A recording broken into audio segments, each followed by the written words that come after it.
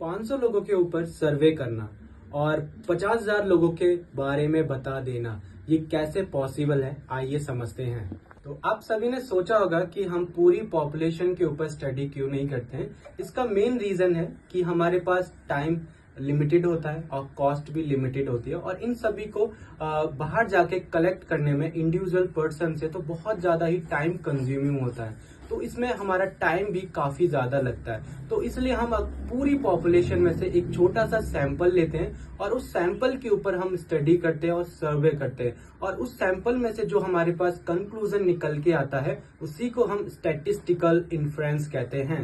दो वर्ड्स को याद रखें, पहला है स्टैटिस्टिक, ये सैंपल से निकाला गया नंबर है, और दूसरा है पैरामीटर, ये पूरी पॉपुलेशन का असली नंबर होता है, और हम स्टैटिस्टिक की मदद से ही पैरामीटर का अंदाजा लगाते हैं। आइए हम इसे ना एक एग्जाम्पल से समझते हैं। मान लीजिए एक शहर में 50,000 लोग रहते हैं, उनकी हमें एवरेज इनकम को कैलकुलेट करना है।